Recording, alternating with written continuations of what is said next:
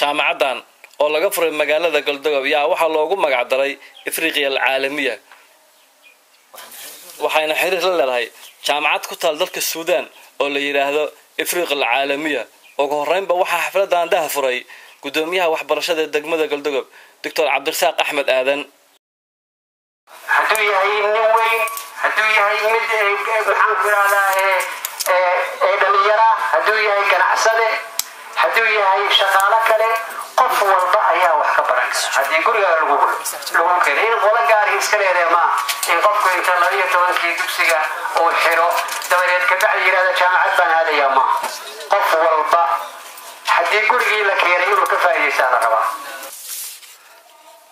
jaamacadda Afriqiya Alcaalamiya oo ah jaamacad ku cusub deegaanada Puntland ayaa doorkeeda waxbarasho waxa noo sharaxayo gudoomiyaha jaamacadda Afriqiya Alcaalamiya laanteeda Galdogob Dr. Ali Yusuf Xirsi Cali بعد جامعة إفريقيا العالمية waxay bilowday inay dhaqdhaqaaq samayso oo ay samayso dhaqdhaqaaq xagga tacliinta ah gaar ahaan iyadoo aad u tixgelinaysa ama u danaynaysa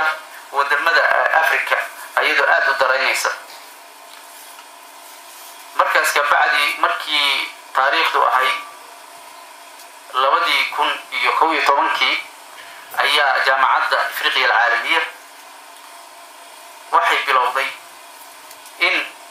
ay nidaam samayso nidaamkaas oo kii hore la aqoon jiray oo jaamacadda ka duwan nidaamkaas oo la yiraahdo nidaamka tacliinta fog bay samaysay gaar ahaan waxa sameeyay xarun jaamacadda hoostaga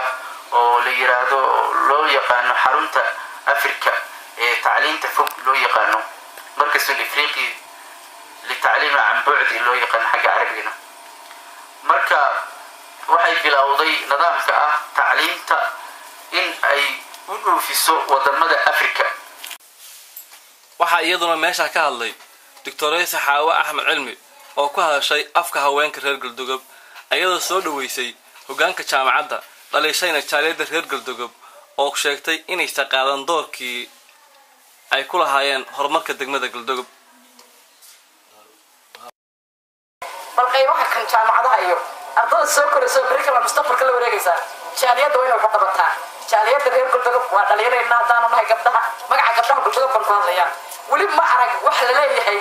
marka telefisonka fadhiid inta waxa keenay bal hadda dad banooni baa la cayaysiinaya iyo fanaanado waxa keenay ku sportska buug baa la keenay tutorial baa la keenay lacag baa la keenay deeq baa socota 300 oo qof waxa laga yahay Galdogob curiyaa maayo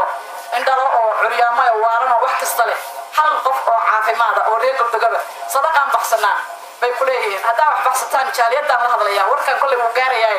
waa ina wax barashada iyo jaamacad dadka curiyaamada iyo masaakiinta dadka jaaliyadda wixii ku baxsataan ugu dambeyntii jaamacadan oo ah mid si weyn looga hadalhayo degmada Galdogob iyo nawaaxigeedaba ayaan ahayn jaamacadii koobaad ee laga furo magaalada Galdogob ayaa haatan u muuqato mid horumar ballaaran ka sameynayso dhinaca waxbarashada iyadoo ay tartamayaan jaamacadaha iskuulada barafadiyada Jamaal Cabdinaasir SNTV degmada Galdogob